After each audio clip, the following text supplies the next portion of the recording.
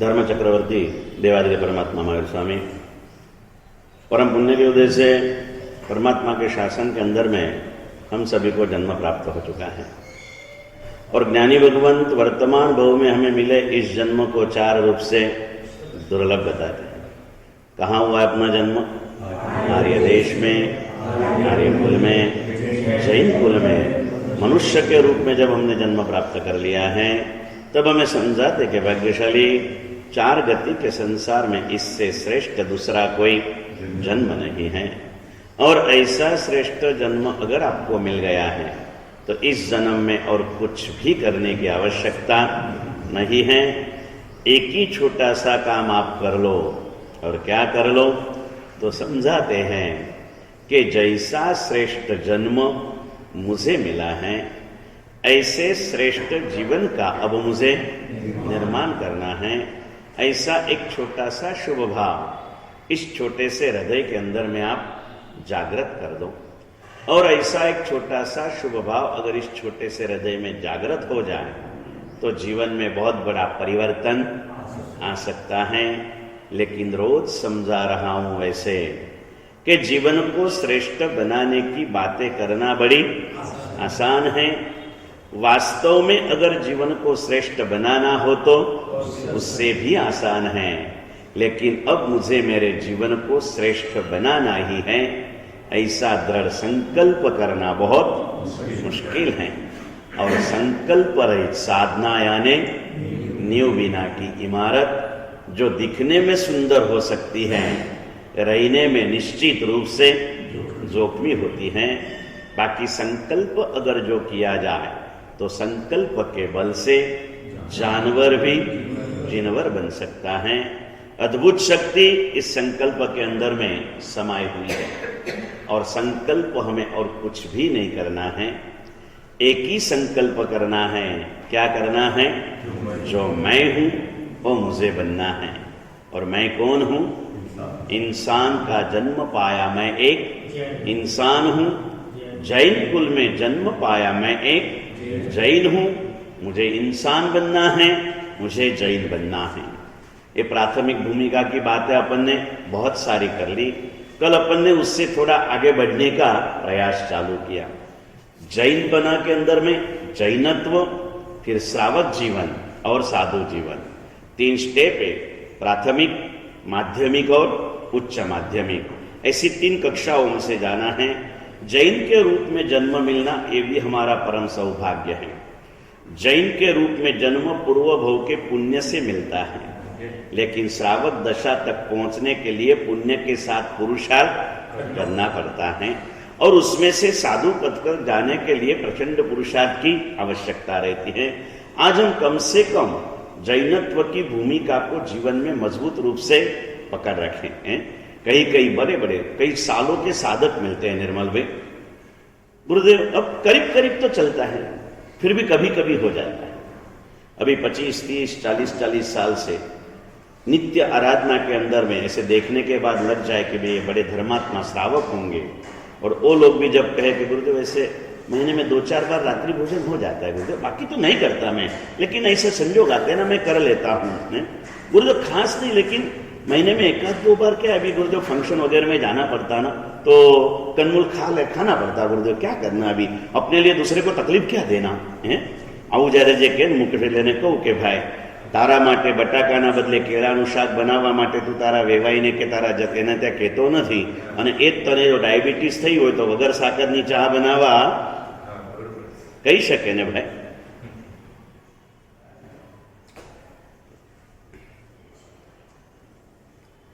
બહુ અલ્સર વગેરે થયા હોય તો મરચા વગરની રસોઈ બનાવવા કહી શકાય। તો તારો આત્મા પાપથી આટલો બધો ભારે બનેલો છે તો તારે કંદમૂળ વગરની રસોઈ બનાવવા કહેવાય કે ના કહેવાય? અભક્ષના રસોઈથી બચવાનું તું સૂચન કરી શકે કે ના કરી શકે? પણ ના, ખાટલે મોટી ખોટ એ છે કે હજી મારા જ અંદરમાં ધર્મ ઉતર્યો નથી। लेकिन हम भी वहां तक कब तक रुकेंगे ना। अब जहां आए हैं कालती ये बात चालू करे दिनेश भाई आपने कि जैन पनानी कक्षा रोज सवारे नो कारशी परमात्मानी पूजा दिवस होय के रात होय कंदमूळ खावाना नहीं, रात्रे भोजन करवाना नहीं, अभक्षना भक्षण करवाना नहीं। નમ્રતાના ગુણની પ્રાપ્તિ માટે રોજ 108 નવકાર અવશ્ય ગણવાના અને સમતા ભાવની પ્રાપ્તિ માટે રોજ એક સામાયિક કરવાની આ જૈનપનાની પ્રાથમિક કક્ષા છે. આની અંદરમાં તો હવે આપણો પ્રવેશ થઈ જ જવો જોઈએ. इसमें कहीं भी अभी रुकना चाहिए नहीं. और ये भूमिका आपको याद दिला दी, अभी वहां से ऊपर उठना है. जैनपना का ये नियम है. नियम में रहे वो जैन रहता है. હવે કાલે શું વાત કરી નરેન્દ્રભાઈ? આપણે શ્રાવક કોને કહેવાય? व्रत पाले એને श्रावक કહેવાય. नियम में रहे वो जैन है. फिर नियम से थोड़ा सा ऊपर उठना है, व्रत में आ जाए वो श्रावक हैं, और महाव्रत का स्वीकार करे वो साधु हैं. 3 कक्षा में से प्रसार होना है. अब यहाँ पर बैठे हुए आप सभी को पूछूं, आप में से श्रावक कितने हैं? 12 व्रत उचरा उत्तम भाई? पहले स्थूल प्रारंभ पर તમે ઉચરી લીધા 12 વ્રત? નિર્મલભાઈએ ઉચર્યા, મૂળચંદજીએ 12 વ્રત ઉચર લઈ ગયા, મુકેશભાઈ 12 વ્રત સ્વીકાર્યા છે, 5 વાર સ્વીકાર્યા, 5 સ્વીકાર્યા છે. तो महाव्रत જ લેવા જોઈએ ને, 5 જ લેવાતા तो हैं. सकलेजा जी आपने लिए 12 व्रत.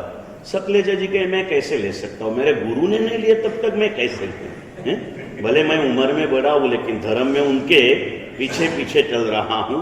अभी इतने बड़े श्रावक એટલે હવે કોના માટે શું વિચારવું? મરાઠીમાં કહેવત છે ને, દિસ્ત તસ નસ્ત મનુન જગ. હવે આ નિર્મલભાઈ મારી સાથે આટલી બધી મીઠી મીઠી વાતો કરે, સંગપતિ બન્યા છે, શત્રુંજયના શિખરની ધજાઓ જેને લહેરાઈ છે, કોઈ જ હવે ચિંતા ભગવાને માથે રાખી નથી, નિશ્ચિંત બનાવી દીધા છે. એવા નિર્મલભાઈ બી જો 12 વ્રત સ્વીકાર ન કર્યા હોય તો પછી મારે અપેક્ષા કોની? ભલે ધારો તમે બરાબર છે, પણ વ્રત એટલે વ્રત. તમે નિયમ વ્રત પચખાન સાથે ન લો તો તમે દેવ કહેવાઓ, માનસ ન કહેવાઓ. દેવતાઓ હજારો વર્ષ સુધી आहार पानी नु स्मरण पण करता नहीं. देवलोक की आपको गति स्थिति मालूम हो तो ऊपर के देवलोक से स्टार्ट करूं. पहले देवलोक में से 2 सागरोपम की आयु चालू होती है. ऊपर सबसे ऊपर 5वें अनुत्तर के अंदर में 33 सागरोपम का आयुष्य काल होता है. जितने सागरोपम का आयुष्य काल हो उतने 1000 सालों तक खाने पीने की इच्छा तक नहीं होती, भूख प्यास भी नहीं लगती. और 2 सागरोपम के आयुष्य वालों को 2000 साल के बाद भूख प्यास की थोड़ी सी अनुभूति होती और करना कुछ नहीं.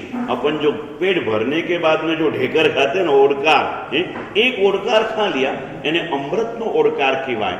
એક ઓડકાર જ ખાઈ લે એટલે બીજા 2000 વર્ષ સુધી કાંઈ નહીં. અને આટલું કરવા છતાં તમે લોકો સવારે એક નવકારસીનું પચખાન લઈ લો અને કાલે કીધું એમ કેટલું પુણ્ય બાંધો ભાઈ? 100 વર્ષના પાપ ખપાઈ નાખો. નવકારસી પુણ્ય બંધ માટે નથી, નવકારસી જૂના પાપને ખપાવવા માટે છે. રાત્રિ ભોજનનો ત્યાગ નવા પાપથી બચવા માટે છે. પરમાત્માની પૂજા પુણ્યની પ્રાપ્તિ માટે છે. સામાયિકની સાધના સમતાની પ્રાપ્તિ માટે છે. નવકારની સાધના નમ્રતાની પ્રાપ્તિ માટે છે. જીવનમાં થોડું મળે છે ને આપણે બહુ ઊંચા ઉડવા માંડીએ છીએ. નવકારમાં મન હોય તો આપણે ઊંચા ઉડીએ नहीं, આપણે ધરતી ઉપર ચાલીએ, પણ આ બધું રહેતું નથી અને એ કરીએ છીએ. करना है, व्रत तो स्वीकार करना चाहिए. पचखान लिए ब्याह नहीं चलता. और 14 साल के पहले जब मैंने यहाँ चातुर्मास किया,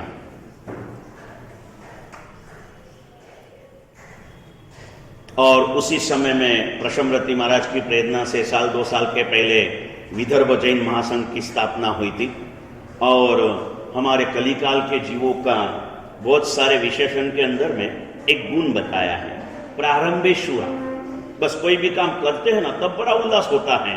और धीरे धीरे धीरे अब विदर्भ जैन महासंघ इस चौमासा में कभी सुना भी नहीं. उस टाइम में पूरे विदर्भ जैन महासंघ का सम्मेलन यहाँ पर लिया गया था.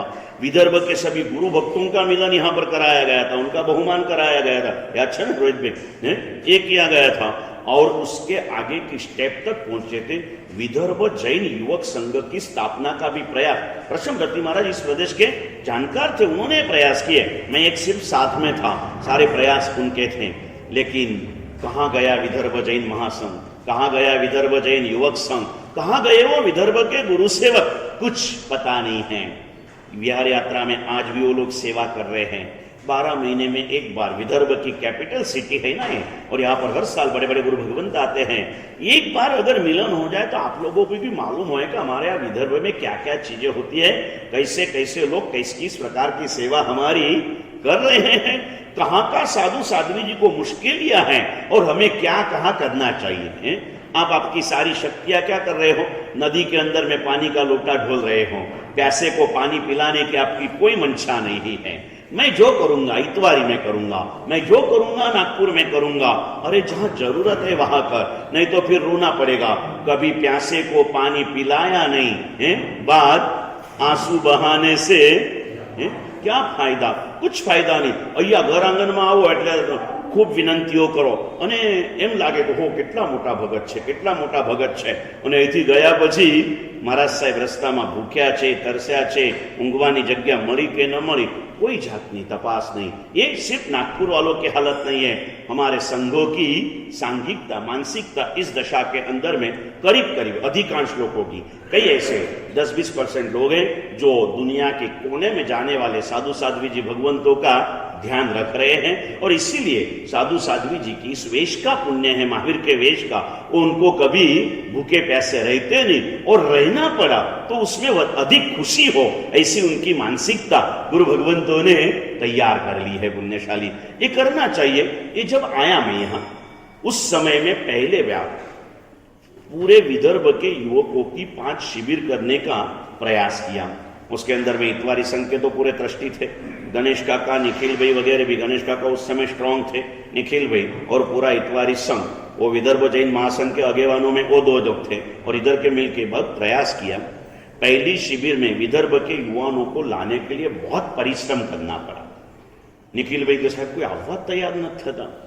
પછી મેં કીધું કેમ નથી આવતા એ તો પૂછો ને, पहले तो विदर्भ के लाना था, अभी नागपुर के आ जाए तो भी।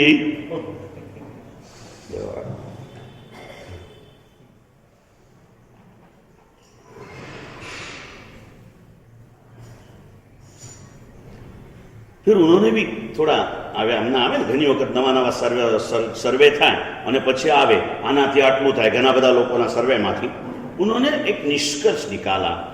थोड़े बहुत युवाओं को पूछा क्यों नहीं आते हैं, तो उन्होंने कहा देखो अंकल, जैन धर्म सबसे महान है, हमें उस बाबत में कोई शक नहीं है, लेकिन जैन धर्म में जहां जाओ ना बात में रिस्ट्रिक्शन है, और हम लोग रिस्ट्रिक्शन पालन कर सकते नहीं, और गुरुदेव यही बताने वाले हैं, तो हम आकर के करें भी क्या?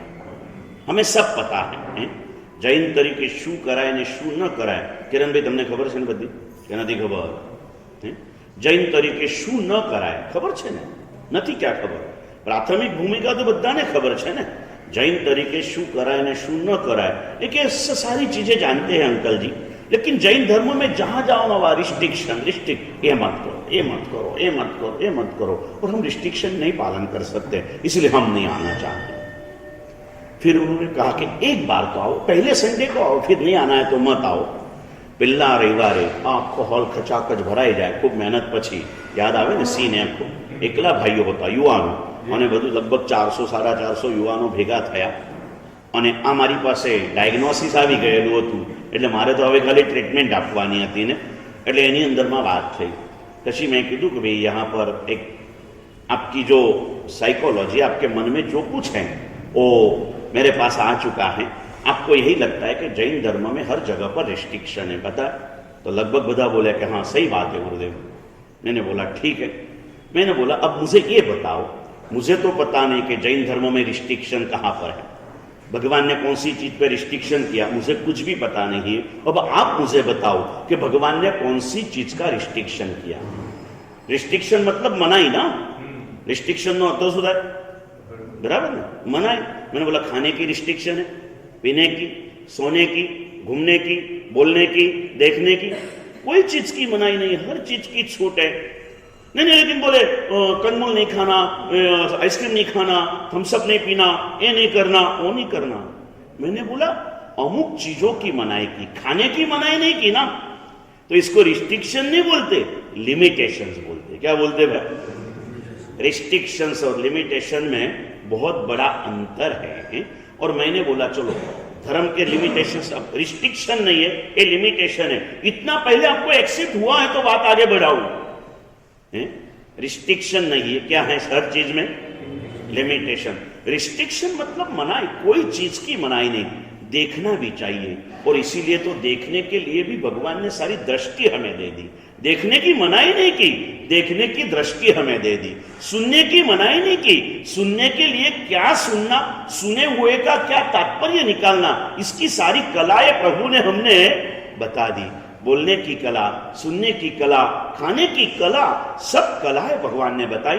रिस्ट्रिक्शन कहीं पर भी नहीं किया, सिर्फ लिमिटेशंस बताए। मैंने बोला अब बात बैठी, बड़ा शांत बैठा के बात तो सही है। फिर मैंने बोला चलो धर्म की बात भूल जाओ, लिमिटेशन के बिना संसार में कहां चलता है ये बताओ। संसार के अंदर में लिमिटेशन के बिना कौन सी चीज हो सकती है? धनसुख भैया, लिमिटेशन के बिना क्या होता है? खाना होता है। क्या खाना आप नक्की कर सकते हो विपिन भाई? कितना खाना आप नक्की करोगे? आपका मन नक्की करेगा कि आपका पेट नक्की करेगा? बराबर है ना? भोजन के लिए पेट के लिमिटेशंस हैं, वो जितना पचा सकता है ना उतना ही जाना चाहिए। अगर जबरदस्ती दिया तो फिर क्या हो जाता है? अजीर्ण होता है, और सभी रोगों का प्रादुर्भाव अजीर्ण में से होता है। हर चीज के अंदर में लिमिटेशन के बिना कुछ भी नहीं चलता।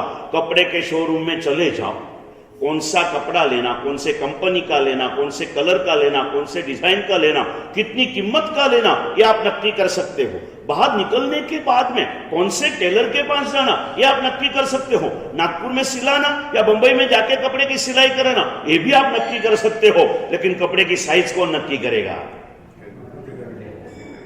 कौन नक्की करेगा?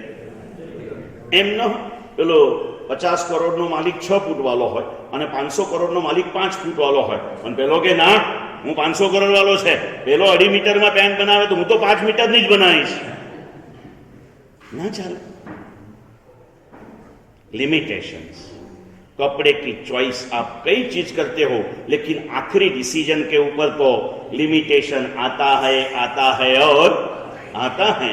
एक शूज की दुकान के अंदर में चले जाओ, शूज की डिजाइन, शूज का कलर, चंपल लेना है, स्लीपर लेना है, सैंडल लेना है, बूट लेना है।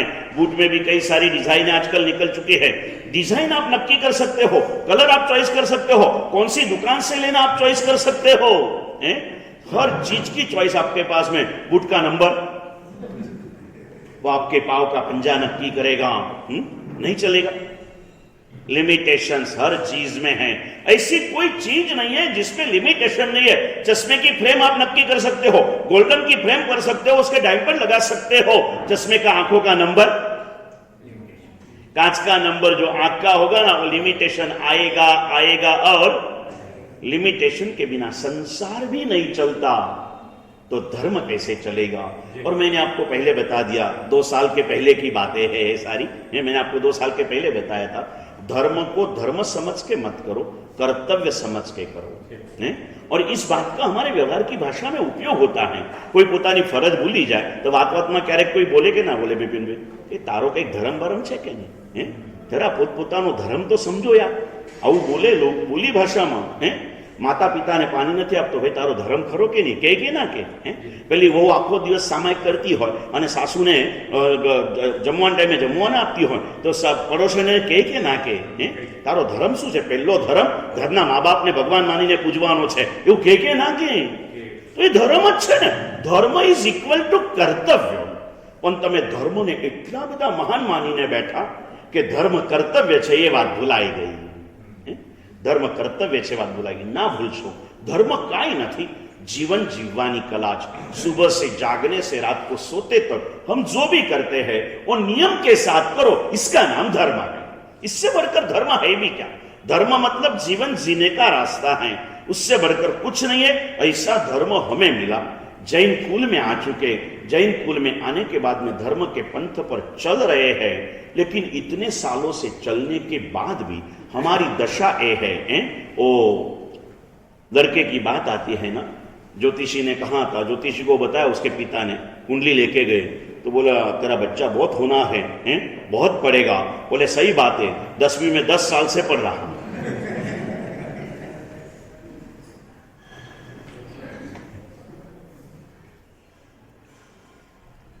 हम भी यही लड़के हैं ना, 10वीं कक्षा में आ गए, जैन कुल में आए मतलब कोई पहली दूसरी कक्षा नहीं। घनी वार आ बधी वातो करिए ने पुण्यशालीओ કે રાત્રિ ભોજનનો ત્યાગ કરો, કંદમૂળનો ત્યાગ કરો, અભક્ષનો ત્યાગ કરો, પ્રભુની પૂજા ચાલુ કરો, જીનવાણીનું શ્રવણ કરો. એટલે હું ઘણી વાર કહું વિપિનભાઈ કે તમે બધા સીએના સ્ટુડન્ટ છો, હું સીએનો ટીચર છું, અને જ્યારે ક્લાસ ભરાય ને ત્યારે હું તમને શીખવાડું, બોલો છોકરાઓ એકડે. આમાં તમારી બી ઇજ્જત નથી, મારી भी इज्जत नहीं. केम?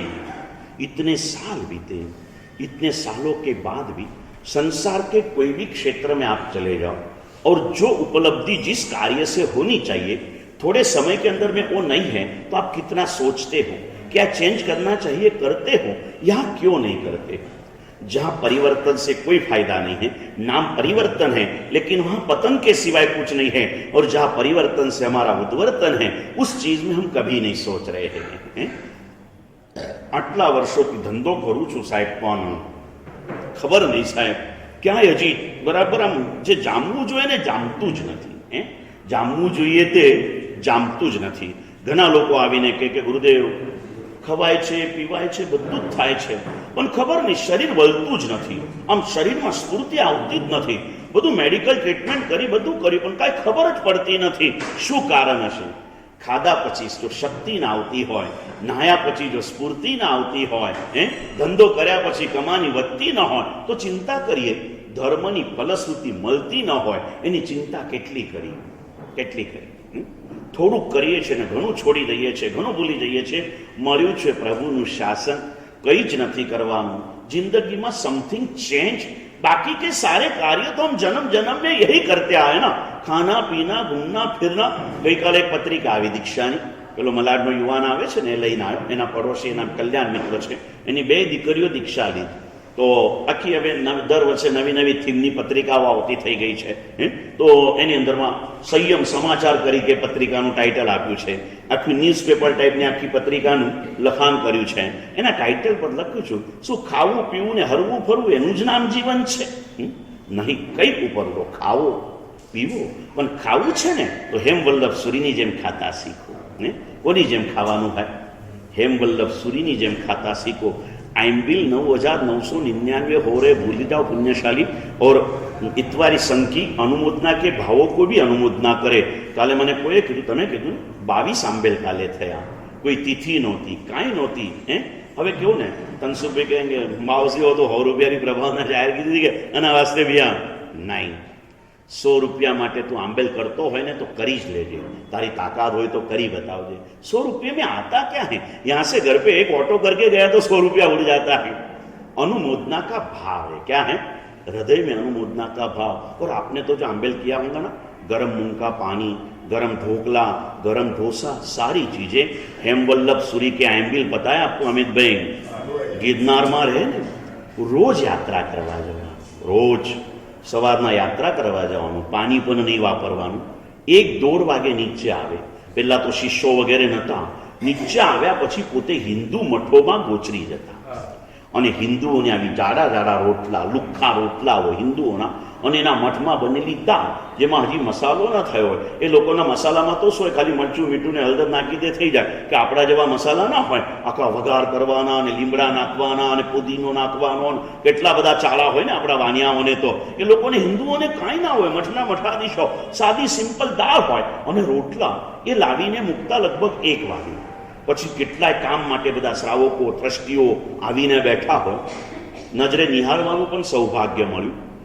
2:30 વાગે, 3 વાગે, 4 વાગે આંબેલ કરવા આવે છે.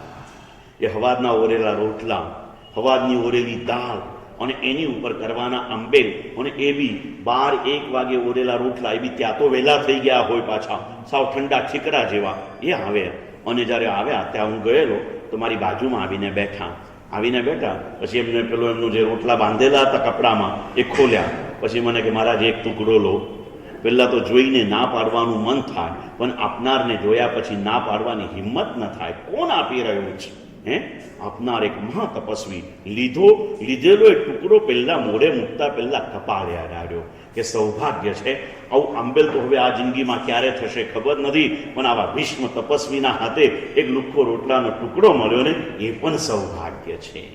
ऐसे आंबेल है, खाવું છે ને ખાઓ, हेमवल्लभ सूरी ની જેમ ખાઓ. કોની જેમ ખાઓ ભાઈ? हेमवल्लभ सूरी ની. हमारे यहाँ खाने वाले भी कैसे गुरुदेव भुवन भानुश्री महाराज आंबेल કર્યા. વર્ધમાન તપ વધારે લાઇટમાં એમના થકી આવ્યું કરે, એમના પહેલા બી થતો હતો પણ બહુ ઓછા પ્રમાણમાં. એમને 108મી ઓળી પૂરી કરીને પછી વર્ધમાન તપ ખૂબ ફૂલ્યો ફાલ્યો બધી જ જગ્યાએ, ચારે બાજુ દરેક સમુદાયમાં વર્ધમાન તપના 100 ઓળીના આરાધકોની સંખ્યા આજે 4-5 હજારની સંખ્યાને વટાવી ચૂકી છે. પુણ્યશાળીઓ ભુવન ભાનુશ્રી મહારાજ આંબેલ કરતા ને 7 મિનિટમાં આંબેલ કરતા. કેટલા મિનિટમાં? અને 10 રોટલી આવે, 10 રોટલી, બીજું કાંઈ નહીં વાપરવાનું, કેમ કે નિર્દોષ ન મળે. લુખ્ખી રોટલી ઘરોમાંથી મળેલી હોય અને આટલી નાનકડી, જેને આપણે મહારાષ્ટ્રમાં ફૂલપાત્ર કહેવાય. શું કહેવાય? નાનો ગ્લાસ આવે ને એનામાં અમારી ટોક્સી કહેવાય, એમાં અડધી ટોક્સી દાળ હોય, તુવેરની દાળ. પહેલી 8 રોટલી પાણી સાથે વાપરે અને પછીની 2 રોટલી દાળ સાથે, એટલા માટે કે કબજિયાત ન થાય, શરીરને થોડા વિટામિન્સ મળી જાય. 7મી મિનિટે ભાનાતી ભાવ હોય. આપણે તો વેચના કરે અમિતભાઈ, પીરસવાની શરૂઆત થતા 10 મિનિટ લાગી જાય.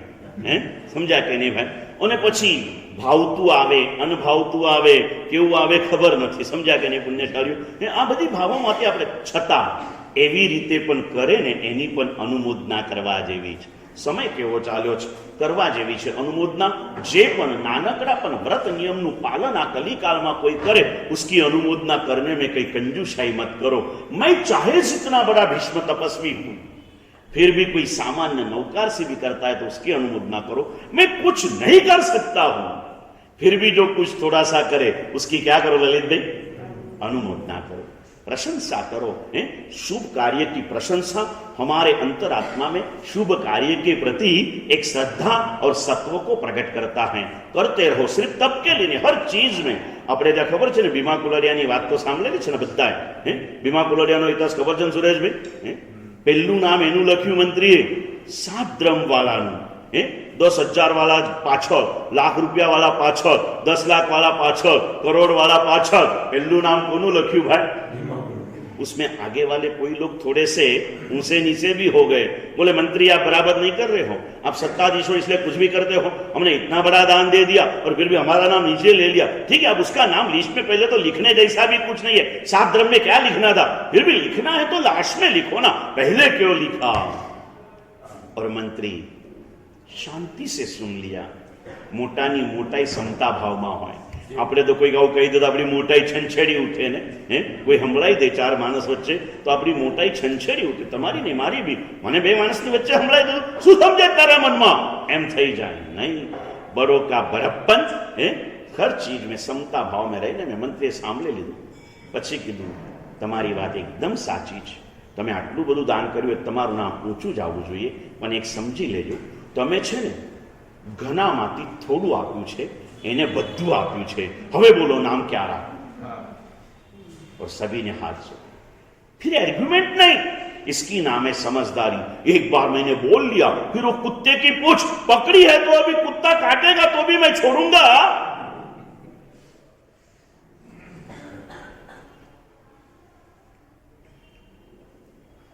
पूज्य गुरुदेव यशोदेव श्री महाराज की फिल्म देखी हो ना, उसमें से एक डायलॉग बहुत अच्छा था. आपकी शक्ति आप कितना दौड़ते हो इसमें नहीं है, आप कितना छोड़ते हो इसमें. आप कितना दौड़ते हो इसमें नहीं, आप कितना छोड़ते हो इसके अंदर में है. विचारवानु छे. मिला है ये मानव का अवतार, मिला है प्रभु का शासन. कुछ नहीं करना है, अपने अपने कर्तव्यों के पालन के अंदर में स्थिर रहना है. વાત એમાંથી આટલી બધી લાંબી ચાલી બિપિનભાઈ, આ બધા વર્ષોના આરાધકો હજી સુધી 12 વ્રત ઉચર્યા નથી. અને એટલે આપણે આ 50 વર્ષના મહોત્સવમાં એક દિવસ મુનિ સુરત દાદાનો એક પ્રભાવ છે. મુનિ સુરત નામ કેમ પડ્યું? માતાના ગર્ભમાં હતા ને, માતાને નવા નવા વ્રત નિયમો લેવાના અભરકા જાગ્યા, ભાવનાઓ જાગી, માટે એનું નામ બન્યું મુનિ સુરત. અને એટલે હમણાં મુનિ સુરત ભગવાનનું એક ગીત બહુ ફેમસ થઈ ગયું છે. મુનિ ક્યારે થઈશું સુરત ક્યારે લઈશું મુનિ સુરત જેવા અમે ક્યારે થઈશું मुनि क्यारे थईशु व्रतधारी इस कक्षा तक पहुंचना है। कब तक जैनत्व की परिपाटी में रहोगे? एक स्टेज ऊपर आओ, एक स्टेज ऊपर आओ। तुमने खाली श्रावक जीवन के व्रतों का स्वीकार आपको करना चाहिए। निर्मल भाई साहब पाळीए बधुं छे पण व्रत लीधा नथी, तो मैं कीधुं पाळता होय ने व्रत न लेने मानस न कहेवाय, देव कहेवाय। पाळे छतां नियम न ले शुं कहेवाय भाई? देव कहेवाय। न चाले, व्रत लेवा ज पड़े। और 12 व्रत। हवे आवी वात हूँ तमने करूं तो डर लागे ने तनसुखभाई? मारे तमने बधाने 12 व्रत उचरावा छे।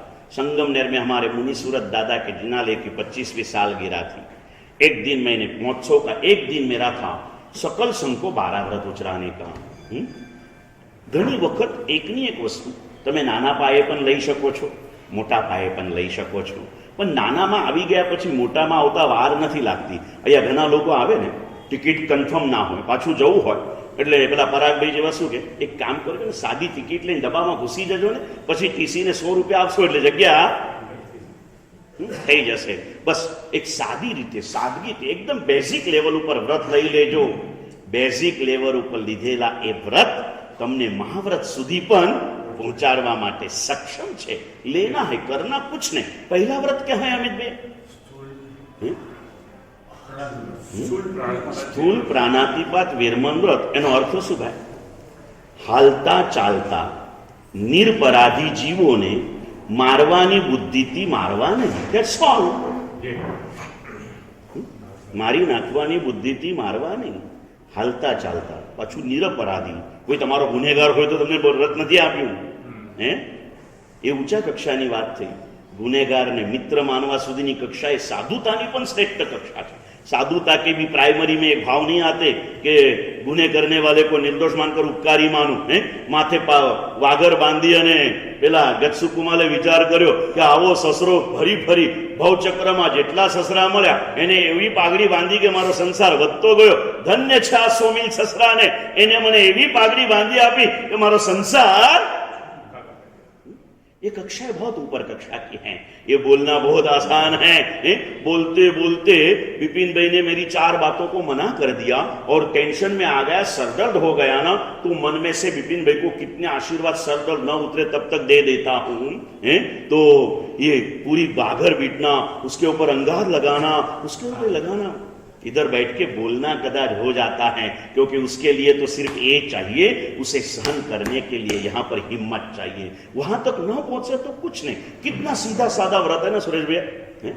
हलता चालता निरअपराधी जीवों ने मारी नाखवानी बुद्धिथी मारी नाखवानी। That's all. पती गયું। હવે આનાથી વધારે શું કરવું છે? क्या करना? और नहीं लेते ये व्रत। आ लेवाथी नागपुरથી માંડીને ઠેઠ ન્યુયોર્ક કે શિકાગો સુધી ચાલતા દુનિયાભરના હજારો કતલખાનામાં લાખો જીવો રોજના કપાઈ રહ્યા છે। નાનો આંકડો બોલ્યો, લાખો કતલખાનામાં કરોડો જીવો કપાઈ રહ્યા છે। તમે વ્રત નથી લેતા ને એટલે તમને અનુમોદનાનું પાપ તમારા માથે ચાલતું હોય છે। તમે વ્રત લઈ લો એટલે બધા પાપો સાથે તમારું કનેક્શન પૂરું છે। हाँ, आप तो इतने साधक हो मूलचंद जी, समझदार हो, तत्व के चिंतक हो। कितने अच्छे अक्षरों में आपने शास्त्रों को लिखा। ये लोगों ने तो पढ़ा होगा। आपको श्रावक की श्रेष्ठ कक्षा मालूम है? संवासानुमति करके श्रावक का नाम है। सांभळ्યું क्यारे आ श्रावकનું नाम सांभळ्યું है जयकुमार भाई? संवासानुमति, इसका मतलब मालूम है दिनेश भाई? संसार में रहता है, संपूर्ण साधु का जीवन जीता है। कुछ भी संसार के कोई भी कार्यों के साथ उसका बिल्कुल मन से भी अटैचमेंट नहीं है, लेकिन संसार के घर में संसारियों के साथ में रहता है ना, तो वो संवास वहां पर करता है। तो तू वहां रहता है, बोले तू बिल्कुल मन से भी कुछ नहीं करता है, लेकिन वहां पर तू रहता है ना, इसलिए वहां पर होने वाली हर प्रवृत्ति को तेरी अनुमोदना का तुझे पाप लगता है। मन से भी नहीं करते वो पाप, फिर भी संवासानुमति। एक पूछो आपको, लोकल एग्जाम्पल दे दूं। 10 गुंडों के बीच में आप आ गए, रास्ते से टोली चल रही है, अभी कल कितनी धमाले होंगी भगवान जाने, बराबर है? कल धमाले होंगी, उस टोली में आप कुछ नहीं, आप तो रास्ते से जा रहे थे, थोड़ा भीड़ देखा, टीवी के ऊपर स्क्रीन के ऊपर चालू था पूरा रिकॉर्ड, और आप 1 मिनट खड़े रह गए, उसमें धमाल हो गई, पुलिस ने आके पकड़ के लिया, आपको ले गया नहीं ले गई? आप बोले मैंने, अरे तूने कुछ नहीं किया, इस टोली के बीच में तू था ना, एक बार तो आना ही पड़ेगा। संवासानुमति है? दुनिया भर के सारे पाप, बहुत सारे अलग अलग एग्जाम्पल से हमें समझाया गया है। पुण्यशाली, आप आपका घर बंद करके 10 दिन के लिए यात्रा पर चले गए, 10 दिन के लिए यात्रा पर चले गए, और थोड़ा सा बढ़ाकर इस बात को बताओ ललित भैया आपको कि તમે તમારું આ ઘર હવે બંધ કરી દીધું અને નવા જૈનમ હાઇટ્સની અંદરમાં રહેવા ગયા, કેમ કે આ ચોમાસામાં તમે પૈસા બહુ કમાઈ ગયા, એટલે હવે તમે ક્યાં ફ્લેટ લઈ લીધો ભાઈ? જૈનમ હાઇટ્સમાં તમે ફ્લેટ લઈ લીધો, 12 મહિના સુધી તમે અહીંયા આવ્યા પણ નથી, છતાં દર મહિને વીજળીનું બિલ તમારે ત્યાં આવે કે ના આવે? 1 સેકન્ડ પણ તમે લાઇટ ચાલુ કરી નથી, ત્યાં ગયા નથી, મીટર ઉપર જાળા બાજી ગયા છે, અને છતાં તમારે બિલ ભરવું પડે, કેમ કે તમે कनेक्शन नहीं तोड़ा है। तब तक आपको मिनिमम जो रेंट है वो देना ही पड़ता है। किराए का घर छोड़ के मालिकी के घर में गए, लेकिन 12 महीने तक किराए का घर नहीं छोड़ा, भाड़ा भरना पड़ता है। बहुत सीधे सादे व्रत है पुण्यशाली। करावशो ने विपिन भाई व्रतोच्चारण करावशो के नहीं करो। कितने हमारे 1-2 नहीं 500,000 जितने भी है सबके लिए। छोटा बालक भी समझता है, એને કહેવાનું બેટા આપણે કાંઈ નથી કરવાનું, હાલતા ચાલતા નિર્દોષ જીવોને મારી નાખવાના, બુદ્ધિથી મારી નાખવાની। રમતા રમતા ઝઘડો થઈ ગયો ને 2 થપ્પડ 2 મુક્કા મારી લીધા, એમાં આ વ્રત નથી ખંડિત થતું તારું। इतनी बेसिक, वो भी क्रूरता है एक प्रकार की, लेकिन वहां तक पहुंचने के पहले यहां तक तो आ जा।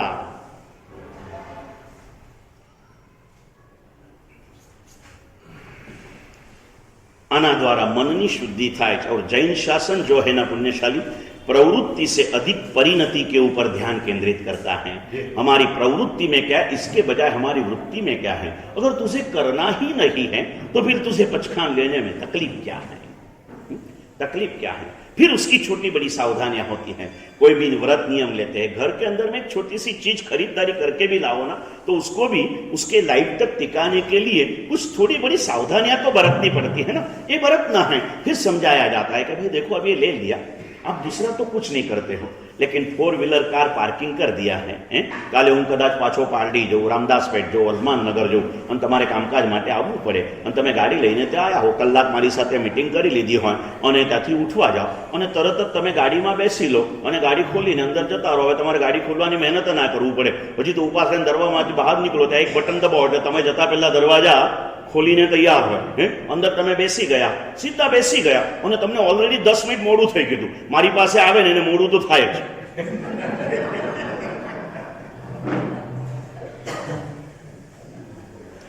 બે બાજુ છે પાછું, મારી પાસે આવનારા भी મોડા આવે, પછી એને જતા भी देखा ना। स्टार्टिंग में व्याख्यान में क्या माहौल था, હવે પછી પાછું કોઈ જોવા આવે ને એમ લાગે શું વાત છે, ઇતવારીમાં હવે સ્લેક સિઝનમાં આટલો બધો ધંધો ચાલે છે, સમજ્યા કે નહીં એમ લાગે।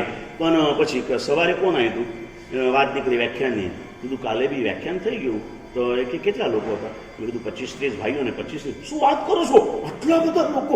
એટલે ઇતવારીમાં શેષકાળમાં કેટલા લોકો વ્યાખ્યાનમાં આવતા હશે એનું એક ગણિત તો બેસી ગયું ને ભાઈ। अभी मैं पीठिका में बैठूंगा तो नम्रवल्लभ बोले गुरुदेव व्याख्यान का, मैंने बोला नीचे के हॉल में करना, तो बोले गुरुदेव फिर समा जाएंगे। मैंने बोला देख 50 जना આવવાના છે, ઉલટાનો હોલ ભર્યો લાગશે, તને બી એમ લાગશે કે મારા વ્યાખ્યાનમાં આખો હોલ ભરાઈ જાય છે। ગુરુજીના વ્યાખ્યાનમાં તો અડધો નહોતો ભરાતો, મારા વ્યાખ્યાનમાં होता ना भाई। करते चलो कुछ ना कुछ मन की भावनाओं को व्रत लेना है। करना क्या है, આખું વ્રત મેં ભગવાનના દરબારમાં ઉચરાયા था। मुनीश्वरत दादानी सामे तकलीफ शू है, हालता चालता निर्दोष जो बात कर रहा था, आप गाड़ी में डायरेक्ट बैठ गए। लेकिन फिर हम बताएंगे देखो भाई, व्रत लो के ना लो किरण भाई, જ્યારે પણ ગાડીમાં બેસો ને એટલે એકવાર નીચે નજર કરવાની, ગાડીમાં બેસતા પહેલા નજર કરવાની, નીચે કરવાની। ઘણી વાર ગાડીના છાયામાં કોક કૂતરું સૂઈ ગયેલું, નજર સામે બનેલી ઘટના। ધર્મચક્ર તીર્થમાં અમે હતા, ગુરુજીને વંદન કરવા પૂનાના એક શ્રાવક આવેલા, બસ આમ જ ઉનાળાના દિવસો, અને તરત જ ગાડીમાં બેઠા ને ગાડી ચાલુ કરીને ચીસ પડી, આખું એક કૂતરું કપાઈ। ये सावधानियां बरतनी है। और करना क्या है, छोटी छोटी बातों में सावधानियां बरतना है। हमारे यहाँ बहनें रसोई के लिए जाती हैं, रसोई के लिए जाते समय सारी सावधानियां बताए, भाई तपेली જોઈને લેજે, તપેલી લૂછીને લેજે, और कैसे इसमें बच जाते क्या बताओ। एक नानकड़ा समाचार, डोंबिवली ચોમાસું હતું, પહેલી વાર છાપું વાંચવાની શરૂઆત ત્યાં થઈ સાધુ જીવનમાં, કેમ કે એ વખતે દેવનાર કતલનાનું પેલું મોડર્નાઇઝેશન થવાની વાતો ચાલતી હતી। ગુરુદેવનો ચોમાસા પહેલાં એક્સિડન્ટ થયેલો, એટલે ગુરુદેવ થોડાક પ્રવચનોમાં અડધા પડધા આવતા, બાકીના લગભગ મારે કરવા પડતા, એટલે એક નિમિત્ત મળી ગયું। અને પછી વાંચતા ને એમાં એક દિવસ સમાચાર આવ્યા, બહુ મજાના સમાચાર હતા કે પેલો આમિર ખાન નામનો હીરો છે ને, એના આખા શરીર ઉપર કીડીઓ કરડી गई, चींटियों ने खा लिया। इसका कारण लिखा था कि उसने अपना टी शर्ट दीवार के ऊपर लटकाया हुआ था और उसको अचानक कहीं जाने का हुआ, उसने टी शर्ट डायरेक्ट पहन लिया, टी शर्ट के अंदर में चींटियां चढ़ गई थी, वो उसने देखा नहीं। ત્યારે મને પ્રભુના પડી લેવાની વિધિ ઉપર એટલો બધો અહોભાવ જાગ્યો કે મારા પ્રભુએ મને કેટલા બચાવી લીધા છે। सत्य घटना बता रहा हूँ, डोंबिवली चातुर्मास की। आमिर खाने जो प्रभु नहीं, हमारे पड़ीलेन 2 વાર हो, કેટલી વાર હોય મુકેશભાઈ? વિધિનું પડીલેન 2 વાર હોય, પણ કોઈ પણ કપડું પછી આખા દિવસમાં કે રાતમાં ગમે ત્યારે યુઝમાં લો ને ત્યારે સીધું નથી ઓઢવાનું, દ્રષ્ટિ પડીલેન તો કરવું જ પડે। દ્રષ્ટિ પડલેન કર્યા પછી એને લેવાનું। જો આમિર ખાને ભગવાનની આજ્ઞા પાળી હોત તો એને कीड़ियों करनी न हो। પછી आमिर खान શું કે, यार देखो चींटियों ने काटा तो न्यूज बन गया, नहीं काटते तो क्या होता, ये तो हीरो છે ને, डायलॉग बनावे। तो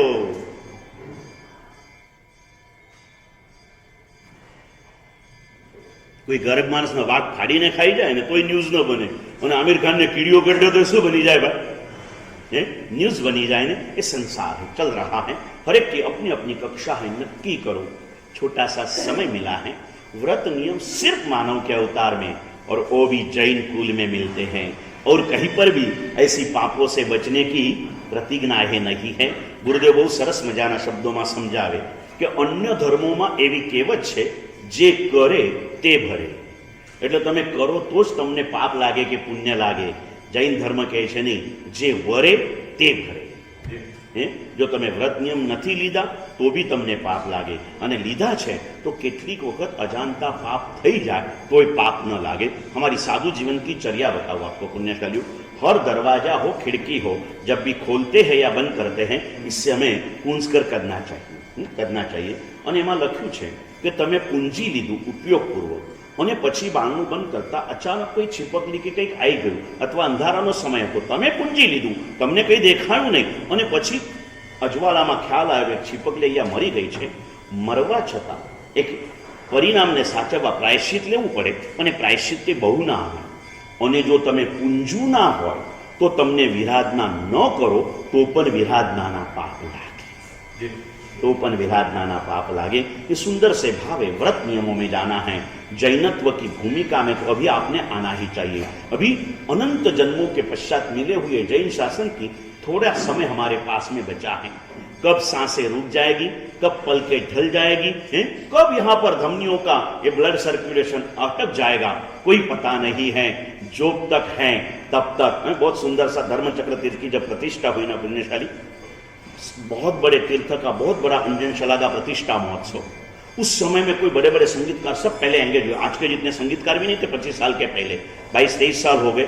अभी तो रोज नए संगीतकार जन्म ले रहे हैं, चल रहा है, सारा माहौल बन रहा है। उस समय इतने नहीं थे, और बड़े बड़े सभी संगीतकार एंगेज थे। किसको लाना, तो उस समय अशोक गेमावत का लड़का विनीत गेमावत, 19 साल की उसकी उम्र थी, और उसको अंजन शलाका के मेन संगीतकार के रूप में नक्की करना पड़ा। बहुत डर था मन में, लेकिन धर्मचक्र के तीर्थ के ट्रस्टियों के अंदर में पूना गोड़ी जी के ट्रस्टी चंदू भाई करके थे, अभी तो गए। बहुत एक जिसे कहे ना, एक जबरदस्त पर्सनालिटी, ऐसे खड़े भी रहे ना तो लगे कि कोई ऐसा भारदार व्यक्तित्व खड़ा है। बहुत सुंदर सेवा उसने जिंदगी के 60-65 साल संघ शासन की सेवा में बिताए। उन्होंने रिपोर्ट दिया, તમે ચિંતા ના કરો, હું કહું છું તમે કરો, ગમે તો પૈસા તમે આપજો, નહીં તો પછી। પણ મેં કીધું ભાઈ પૈસાનો સવાલ નથી, નહીં ગમે તો પ્રસંગ પાછો નથી આવવાનો, પૈસા તો પાછા મળશે। એ કે સાહેબ તમે મારી પર ભરોસો રાખો, તમને છે ને મારી પર વિશ્વાસ? મેં કીધું પૂરો વિશ્વાસ છે। उसको लाए और उसके जिंदगी का सबसे छोटा संगीत का सबसे बड़ा तीर, सबसे बड़ा महोत्सव, और उसके अंदर में पूरी जमावट उसने करा दी विनीत गेमावत ने। लेकिन उस टाइम उसकी पहली अंजन शलाका वो थी, और उस 19 दिनों का बड़ा महोत्सव था ना, तो बड़े उल्लास के साथ था। तो अंजन शलाका के दिवसों में भी स्टेट प्रोग्राम में उसे रखते थे, बाकी रोज नए नए संगीतकार, रात को भक्ति के नए नए कलाकार, ये सब आते थे। लेकिन 5 दिन स्टेट प्रोग्राम में एक ही संगीतकार रहता, ये था। रात के भक्ति भावना में अलग अलग संगीतकार आते थे। पहले दिन की भक्ति भावना उसने जब कराई ना, उसने एक बहुत सीधा सा गीत गाया था। फिर बाकी के दिनों में 4 दिन अलग अलग संगीतकार आए ने, पब्लिक ने बीच में याद करे, वो एक गीत पहले सुनाओ, विनीत का वो गीत सुनाओ, फिर बाकी की बात करो। वो गीत कुछ नहीं था, बड़ा सरल सादा था। उसका वो गीत बहुत हिट गया वहां पर। उस था कि आंख खुली है जब तक बंदे, ए जीवन एक सपना है, हो जाए जब आंखें बंद तो कोई नहीं यहाँ अपना है। बस इतना छोटा सा गीत। और वो जो गाए ना, कलाकार की कला अलग रहती है। हम तो बोल लेते हैं कुछ बात नहीं है, लेकिन वो कला जब पूरे इंस्ट्रूमेंट के साथ है, जो साज सज्जा के साथ गाया जाता है ना, उसके पूरे एक्सप्रेशन इंप्रेशन अलग रहते हैं। ये गाया था, ये कहना है कुछ भी नहीं, ये छोटी सी जिंदगी किसके ऊपर रुबाब करना, किस चीज का घमंड करना, किस चीज के लिए ये करना, जो होता है वो सब परमात्मा की कृपा से होता है, देव गुरु की कृपा से होता है। हमें तो सिर्फ एक ही काम करना है, मुख के ऊपर स्माइल रखना है, फोटो के ऊपर अच्छे काम में हंसी खुश हकार रखना है, अच्छे काम में कभी नकार मत करो। समझ गए ना पुण्यशाली? करते रहो सुंदर सा, जब जो मौका आए उसे करते रहो। शक्ति को मत सोचो, अंदर की भावनाओं को न्याय देते चलो। अभी करीब करीब 4-4.5 महीने हुए हमारे नम्रवल्लभ महाराज कोई तपस्या इस बार नहीं कर सके, स्टार्टिंग करके छोड़ना पड़ा। ये इतने बड़े तपस्वी हमारे, इनका नाम ही तपसी महाराज है हमारा, इनको भी 2 महीने से कुछ नहीं। कल जैसे हेमवल्लभ महाराज की बात सुने ना, तो के गुरुदेव हमारे को एक आंबेल करूँ है। अभी कल का तो दिन निकल गया था, फिर मैंने बोला एक काम करो, 8 से करो। इतनी बीमारी में अच्छा नहीं हो रहा था, 4-5-8 दिन के पहले आए कि गुरुजी મને એમ લાગે છે કે હવે આ દવાથી ને ખાવાથી મારો રોગ नहीं मटे, હું तप करूं तो मटसे એવું મને लागे છે। तपस्वी के मन में ये भावना। मैंने बोला अगर आपको भाव हुआ है तो आप बिल्कुल सोचो मत, कर लेना, अगर नहीं हुआ तो छोड़ने में कितनी देर लगती है। छोड़्या પછી કરવા બહુ વાર લાગે, કર્યા પછી છોડવા વાર નથી લાગતી। करो भावना, मुझे कहना शक्ति मत सोचो। अगर हृदय में कुछ शुभ भाव जागृत हो गए ना, तो उसे आप वर्किंग के अंदर में लेते चलो, प्रैक्टिकल में लेते चलो। आज मैं भी जो सोच रहा हूं ना, तब की मेरी कोई ताकत नहीं है, मैं कैसे पोजीशन में गुजरा हूं, मुझे मेरी पोजीशन ध्यान में है। इतना होते हुए भी बस मन में एक भाव हुआ कि कर ले, तू कर ले, बस अभी जाना है, वहां जाना है। और तब में मुश्किलें होती हैं, तब किया है, सर दर्द होता है, चक्कर आते हैं, कभी सो रहना पड़ता है। और इसके अंदर में लेकिन क्या रहता, फिर पूरे संघ की जिम्मेदारी लेके बैठे रहते, तो वो मेरे एक के खातिर में 200, 300, 400 ऐसे 500 आदमी का संघ, लेकिन मुझे आने वाले 50 का तो सोचना पड़ता ना फिर।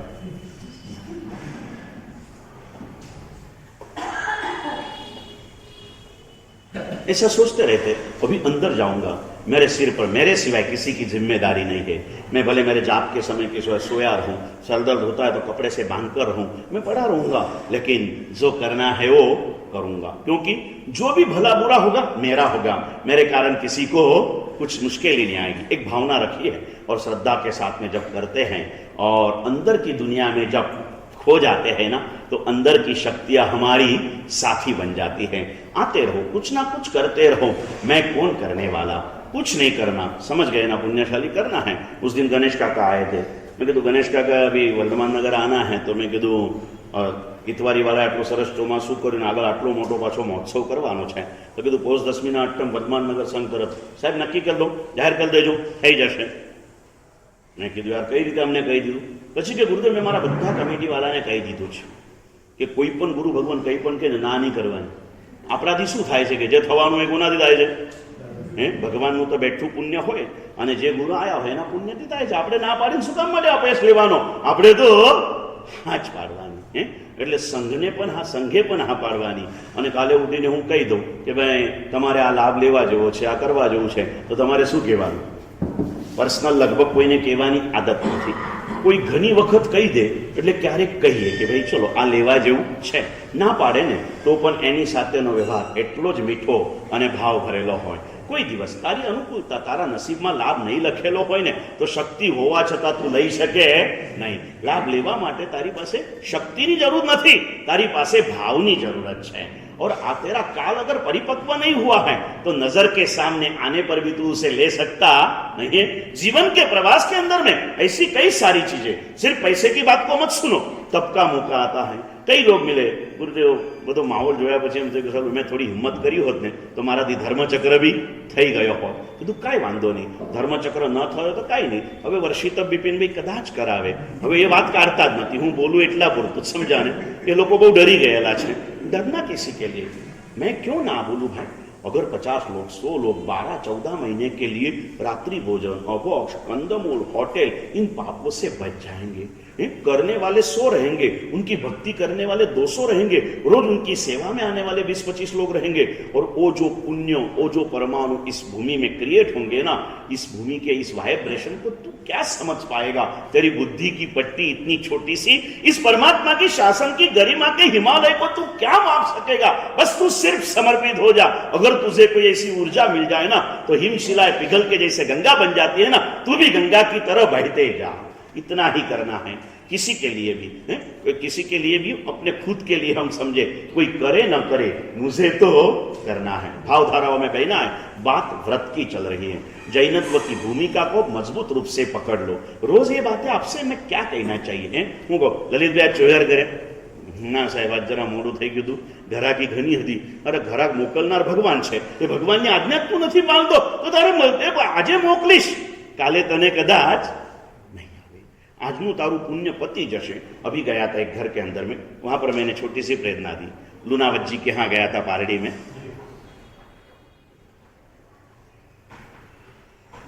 એક નાનકડી વાત ગુરુદેવ પાસે વારંવાર સાંભળેલી અને હવે ઘણી જગ્યાએ કહું છું. બહુ સુખી સમૃદ્ધ લોકો હોય અને ધર્મ ન કરતા હોય ને એટલે એને આ વાત ખાસ કહું. મેં કીધું જો शीलवती नाम की एक श्राविका थी, 7 माल की हवेली में रहती थी. पूरा भरा पूरा परिवार था. घर के अंदर में पूरे 5-7 भाई, उनके घर वाले, उनके बेटे, उनकी बहुएं, उनके बेटे, ये तीसरी पीढ़ी का एक छोटा सा बालक 6 साल की उम्र थी. उसकी माँ स्वयं रोज उसे, सुखी परिवार था ना है, और सुखी परिवार में भोजन की व्यवस्था भी कैसी होती है. आपके यहाँ तो लकड़े का टेबल, उसके थोड़ा सा प्लाई, और प्लाई वाली 4 कुर्सियों से बढ़कर आप कुछ नहीं लेते. वही लोहे की थाली में आप खाते हो. रोज चांदी के थाली में खाना खाओ, रोज बाजोट लगाओ, रोज शाही भोज करो. क्यों नहीं करते हो? करो पुण्यशाली. मिला है तो किस लिए. अगर आप भोग सकते हो ना तो आप किसी को भोग दे भी सकते हो. ये दान करने की भावना भी खुद के लिए जो उदार नहीं बनेगा वो दूसरे के लिए उदार क्या बन सकता है. करना चाहिए. और जब बालक के शक्ति होना, शक्ति न हो तो भी माँ के जीवन का सबसे बड़ा आनंद अपने बालक को भोजन कराने में होता है. और जब बालक छोटा होता है ना, हमें आज भी याद है, छोटे से बालक को तो भोजन की तैयारी के लिए माँ क्या तैयारी करते. मराठी कविता आवे निर्मल भाई, बहु मजानी कविता आवे कि चंदनाच्या पाटावर सोन्याच्या ताटामध्ये मोत्याचा घास तुला भरवीते. 4th-5મી માં ભણેલી આ કવિતા પણ કેટલાક પદો યાદ રહી જાય. કેટલા મીઠા મધુરા પદ છે ને. માની લાગણી એમાં વહેતી દેખાય છે. और लागनी की बदले लागनी जिसके दिल में होती है ना उसको स्पर्श करती है. बाकी बुद्धि वाले इस लागनी की वेदना को, संवेदना तक पहुंच भी नहीं सकते. पुण्यशाली ये कहते हैं ये माँ भी रोज बाजोट लगाती हैं, यहाँ पर बाजोट बिछाती हैं, फिर उसके ऊपर चांदी की थाली लगाती हैं અને જમાડતી વખતે શું હોય તમને ખબર, આટલા બધા શાહી પાલના કરાય ને આપણે તો બેઠક ખાલી આપણી એટ્રેક્ટિવ હતી. બાકી પાલના ભોજન, રોજના ભોજન સુખી પરિવારમાં કેવા હોય, જમવા બેસે ને એટલે બાજોટની બાજુમાં રંગોળી કાઢેલી હોય, એક દીવો પ્રગટાવેલો હોય, એક અગરબત્તી ચાલુ હોય, બે બાજુ 2 જણા વીંઝના વીંઝતા હોય. અને ત્યારે આ થાય, સમજ્યા કે નહીં ભાઈ. હવે 2 બાજુ 2 વીંઝનાની જરૂર નથી રહી. બધે દિવાલોમાં એસી આવી ગયા, ઉપર 3 વીંઝના ચાલુ થઈ જાય એટલે તમારે જરૂર નહીં. આ હતું એ કરતે. રોજ એ રીતે જમાડે, પોતાના હાથે બાળકને મન ભાવતી તાજી તાજી રસોઈ બનાય અને રોજ પીરસે. પીરસતા પહેલા શું બોલે ખબર દિલીપભાઈ? બેટા વાસી ખાય છે ને દુઃખી થઈશ, વાસી ખાય છે તો દુઃખી થઈશ. બેટાને વાસી બાસી કાંઈ ખબર નહીં, એને એમ કે મમ્મી બોલે છે, હશે ભાઈ, પીરસતી વખતે બોલવાનો મંત્ર હશે, એમ સમજીને ખાય છે. 6 વર્ષનો બાળક 7 વર્ષનો થયો, 8 વર્ષનો થયો. હવે થોડી થોડી સમજણ આવી. એને જોઈ કે આખા ઘરમાં મારી મમ્મી મને આ બોલે છે, જો પીરસવાની વિધિ હોય તો બધા બોલવા જોઈએ. એટલે એને એકવાર મમ્મીને પૂછ્યું કે મમ્મી તું જે આ રોજ બોલે છે કે વાસી ખાય છે તો દુઃખી થઈશ, તો બીજા તો કોઈ નથી બોલતા, તું કેમ બોલે છે? તો કે બેટા બસ મારે તને કંઈક દેવું છે ને એટલે કહું છું. તો કે મમ્મી આમાં શું કહેવાય, વાસી શું કહેવાય? તો કે બેટા ગઈકાલની રસોઈ આજે જમીએ ને એને શું કહેવાય? વાસી કહેવાય. તો કે મમ્મી તું રોજ તાજી રસોઈ તારા હાથે બનાવે છે, મને તાજી તાજી રસોઈ પીરસે છે, અને છતાં પછી રોજ આવું કેમ સંભળાવે છે કે વાસી ખાય છે તો દુઃખી થઈશ? એને કીધું કે બસ બેટા તારા મુખેથી આ પ્રશ્ન આવે ને એ દિવસની હું રાહ જોતી હતી, હવે તને સમજો. इसे माँ कहते हैं. इसे क्या कहते हैं? माँ कहते हैं. એને કીધું જો બેટા, જેમ ગઈકાલની રસોઈ આજે જમીએ ને એને વાસી કહેવાય, પણ આ તાજી તાજી રસોઈ પણ જે તને મળી રહી છે ને એ તારું ગયા જન્મના પુણ્યથી મળી રહ્યું છે. આ તું જે કંઈ ભોગવી રહ્યો છે ને એ ગયા જન્મનું પુણ્ય છે. આ ભવમાં જો નવું પુણ્ય નહીં કરે તો આવતા ભવે તું દુઃખી થઈ જઈશ, માટે પુण्यના કાર્યમાં પ્રવૃત્ત बनी जजे.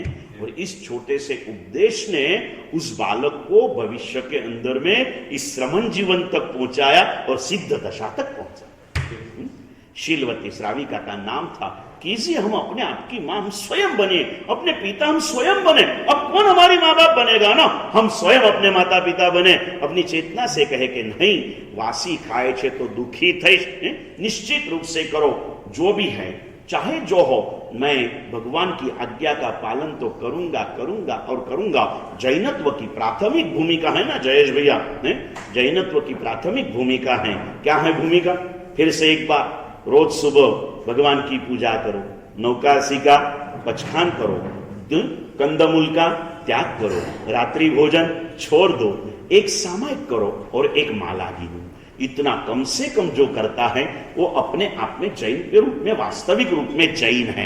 बाकी तो तिलक लगाए हैं, दुनिया हमें जैन के रूप में पहचानती है, हम भी अपने जैनत्व के लिए आप आते जाते रहते हैं अपने आप के लिए. लेकिन मैंने कल ही आपको पूछा था, दुनिया आपका सम्मान जैन के रूप में करती है, आप अपने आप को क्या मानकर जी रहे हो? निश्चित रूप से करो. इतनी भूमिका में इतने सालों के बाद भी नहीं आओगे तो फिर हमने इस जन्म में आया भी क्या और पाया भी क्या? सुंदर सा सज्जाय पद आता है. निर्मल भाई મને કહે છે તમે ગોખો પછી હું આવું, પણ ખબર નહીં બિપિનભાઈ આવે તો જ ગોખવાનું મન થાય એવું છે. 3 દાડા બિપિનભાઈ આવે તો ચોથા દિવસે બોલવાનું મન થાય. હવે કેમ થતું હશે મને ખબર નહીં. ત્યાં ઋણાનુબંધ હોય એકબીજાનું, સમજાને ભાઈ? દરેકનું પુણ્ય અલગ અલગ હોય. બહુ સરસ મજાનું પદ આવે. અમારા ગુરુજી હર્ષવલ્લભ શ્રી મહારાજ આ પદ સજ્જાય જ્યારે બોલે ને આમ ભાવુક થઈ જવાય. મુહ સે તેરા કમાયા धन यहाँ रह जाएगा, प्रेम से अति पुष्ट किया तन जलाया जाएगा. प्रभु भजन की भावना बिन परलोक में क्या पाएगा. कुछ कमाई यहाँ न कीनी ખાલી હાથ તું જાએગા. બહુ સરસ મજાના આગળના પદો છે. સાતાર ગાતાની સજ્જાઈ છે. આવીએ એવા પદોને ક્યાંક ક્યાંક મમળાવીએ. આખું નથી યાદ, પણ જે જે જરૂરનું છે ને એના બધી પદો बैठा बैठा क्या मनन में चिंतन में लेता रहिए. इस संसार के अंदर में रहना इतना आसान नहीं होता, और जितने बड़े होते हैं ना इतनी मुश्किलियां आक्रमण सब आते हैं. इससे बचने के लिए अपने आप को समता भाव में लाने के लिए ऐसे कई पदों का चिंतन करना पड़ता है, मनन करना पड़ता है. बाकी जितने बड़े बड़े होना इतना सरल नहीं है, याद रखना. बड़े होने के बाद में कितनी मुश्किलों का सामना करना पड़ता है ना, ये बड़े होने के बाद में ख्याल आता है. जब छोटे होते हैं तब बड़े होने का मन होता है, और बड़प्पन की वेदनाएं जब ख्याल में आती है ना तब छोटे होने का मन होता है. चौथी में भणता था અને મરાઠીમાં પૂલો દેશપાંડેનો એક ધડો આવતો, એનું ટાઇટલ હતું લહાનપન દેગા દેવા. हे भगवान मुझे तू वापिस मेरा बचपना दे दे, मुझे ये बड़प्पन नहीं चाहिए, नहीं चाहिए. પૂછો ને બિપિનભાઈ ને, એક શ્રાવક તરીકે જીવતા હતા, કેટલી શાંતિ હતી ને. સંઘના પ્રમુખ થયા પછી થયા એ દિવસે તો બહુ લાગતું હતું, હવે ખબર પડે ને, રોજ મારા સાહેબ સંભળાવે તમારા 17 કેમ લાવતા નથી, પછી એ બી કેવડાવે, પછી અહીંયા મારી સામે તો નીચેનો સંદેશ ના આપી શકે, પણ મને બધી ખબર છે, નીચે વાળા બિપિનભાઈ મારા સાહેબ બાર ऐसा बोलते ना इसलिए हम नहीं आते।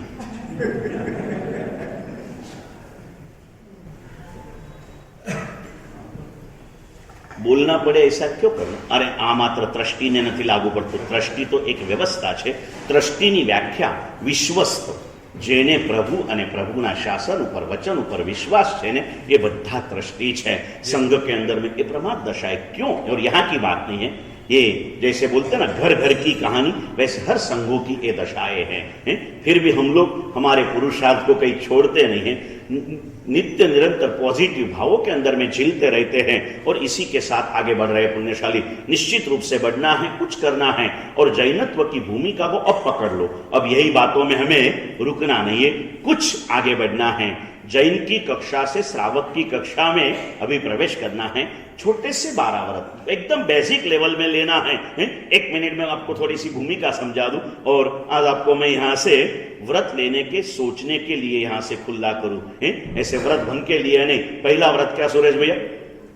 हलते चलते निरपराधी जीवों को मार डालने की बुद्धि से मारना नहीं।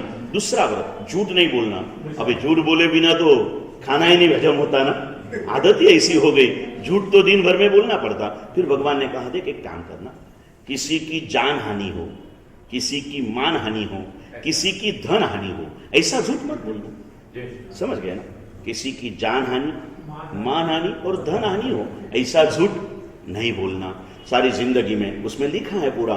कभी आपके बाजू वाले पड़ोस के बेटे की शादी है, देखने वाले आए हैं बाहर गांव से और उन्होंने एक व्यवहार है ना, पड़ोसी के पास से भी कुछ थोड़ा सा उसका जानकारी लेते रहते हैं, तो लेने के लिए गए तो पड़ोसी ने क्या कही ना, पड़ोसी के साथ बहुत अच्छा संबंध है, मालूम है कि बेटा 7 व्यसनों से पूरा है, लेकिन पड़ोसी के संबंध टिकाने फिकर ना करशो, वो खानदान फैमिली है, चिंता करवानी जरूर नहीं। हूँ बैठो छू ने उभा उभा बात करे पाछो बेलो छू, પણ પેલા વેવાઈ બી ના સમજે કે આ કહે છે હું બેઠો છું અને છતાં ઊભો રહે છે એટલે એ જ ખોટું બોલી રહ્યો છે, એનો ખ્યાલ બી ના આવે ને તમને।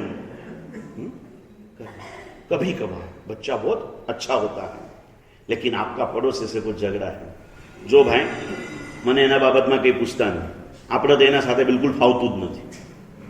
और आपके कपाल के ऊपर बड़ा तिलक है, कान पे 2 तिलक है, कंठ के ऊपर तिलक है और आपका इतना सा सर्टिफिकेट, वो अच्छे लड़के की जिंदगी उसकी मान हानि हो, ऐसा मत। आप नहीं करते भाई, जो मारा बाजू में रहे छे खानदान छे, पण डिटेल तो हूँ कई जानतो नहीं, समझा ने भाई? जे होय तमे तमारी रीते जानी लो, केम के आजे घरना छोकरानुं ध्यान राखवानो समय नहीं तो पड़ोशीनुं शुं ध्यान राखीए? आपके बेटों को कितने व्यसन है, वो कहाँ जाता है, क्या करता है, कोई चीज आपको पता है?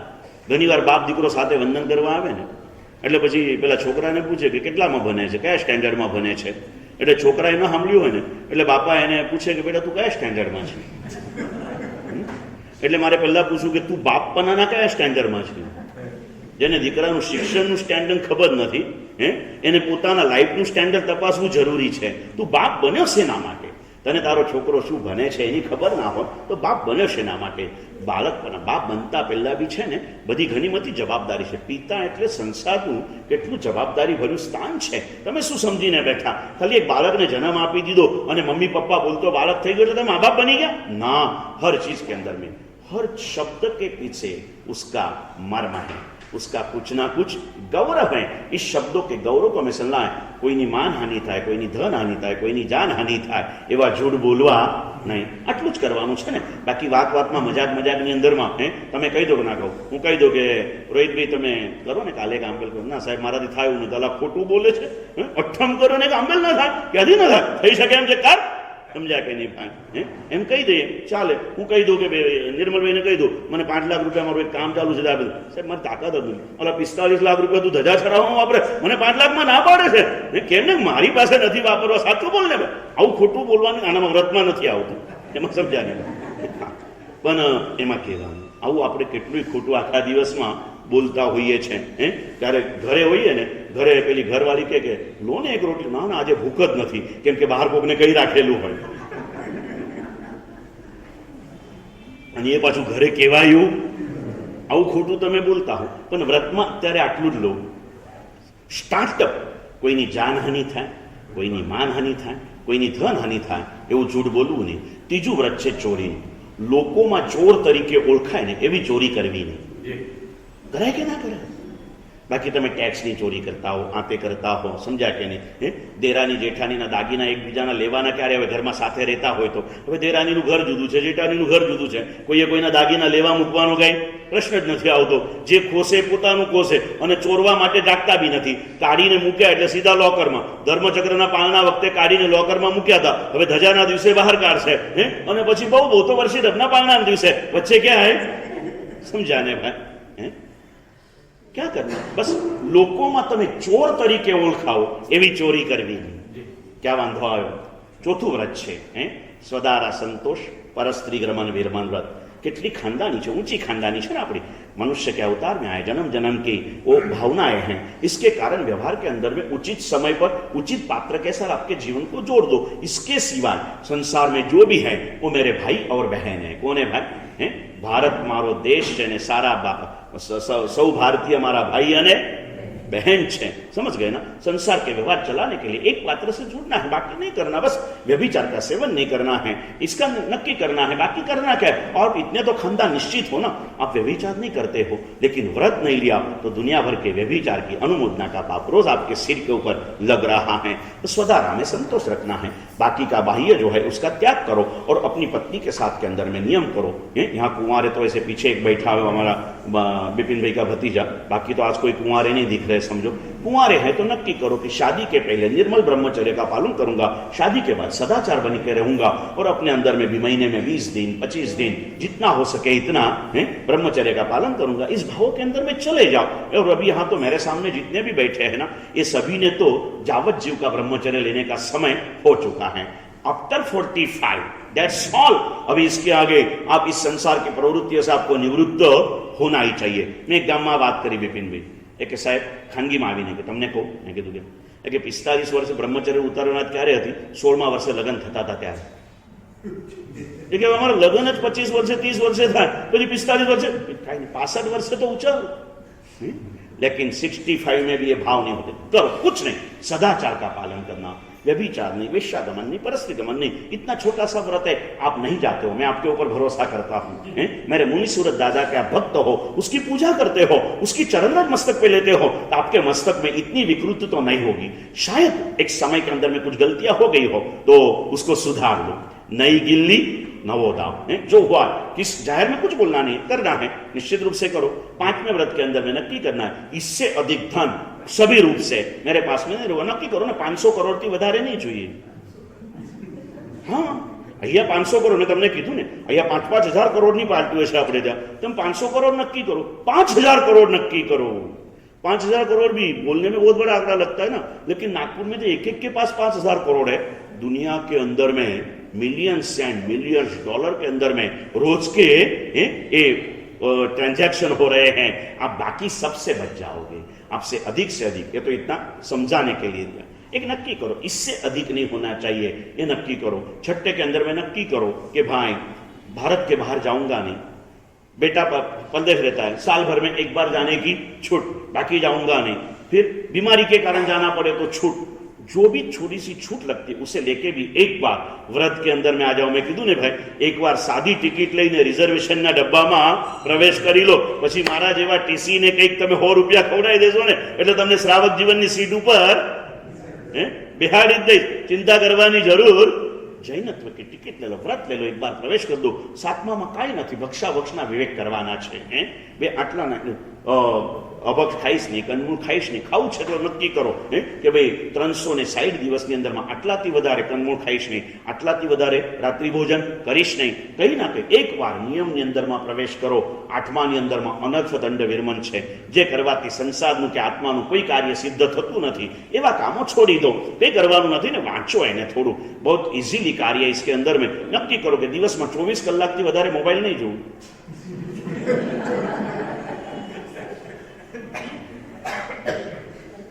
गांडा लागे ना, नक्की करो 4 घंटे से अधिक मोबाइल नहीं देखूंगा. इतना नक्की करो, बाकी हो गया.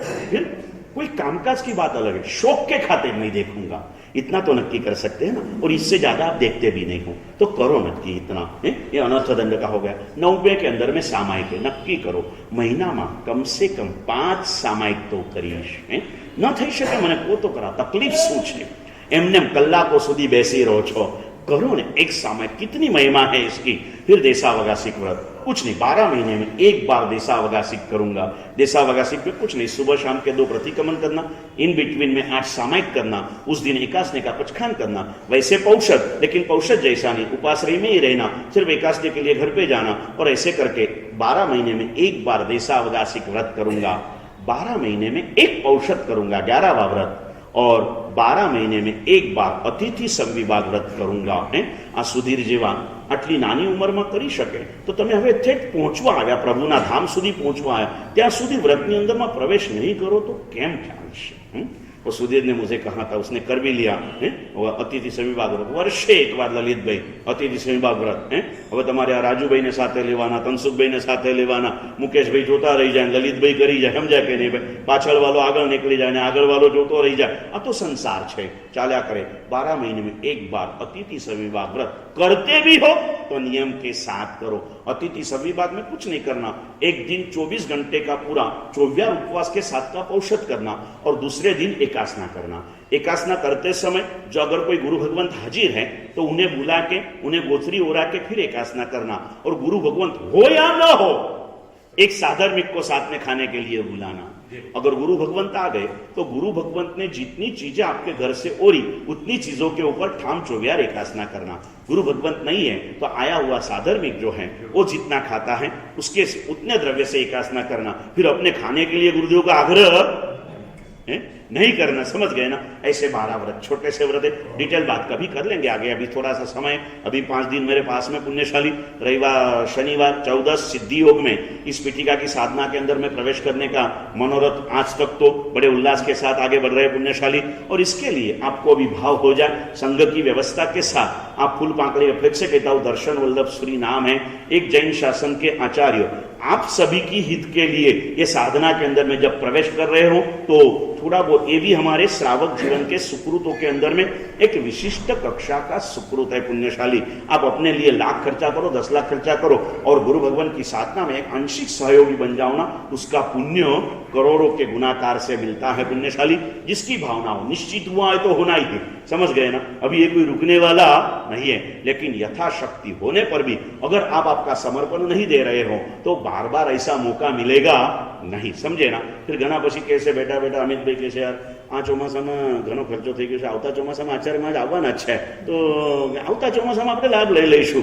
આવતા ચોમાસામાં આચાર્ય મહારાજ આવશે, આવતું ચોમાસું પણ થશે, પણ આવતા ચોમાસામાં તું હોઈશ કે નહીં એની કોઈ શાશ્વતી નથી।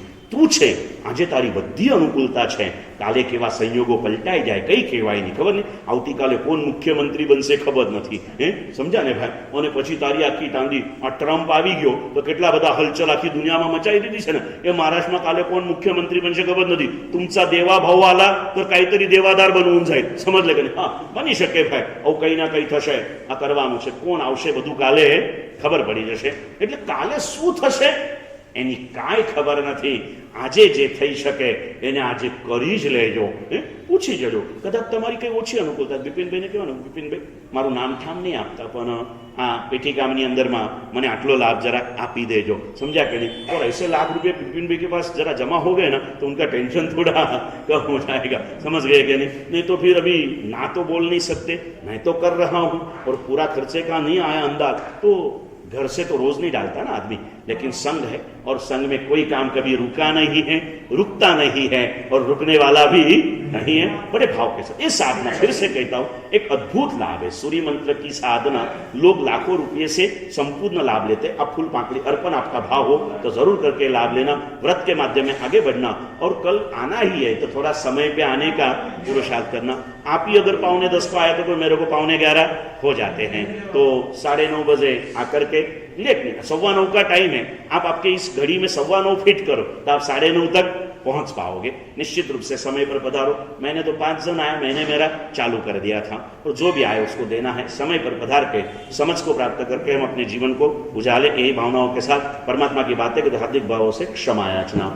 मंत्रम संसार सारम त्रिजगदनुपमम् सर्वपापारिमन्त्रम् संसारोच्छेदमन्त्रम् विषमविषहरम् धर्मनिर्मूलमन्त्रम्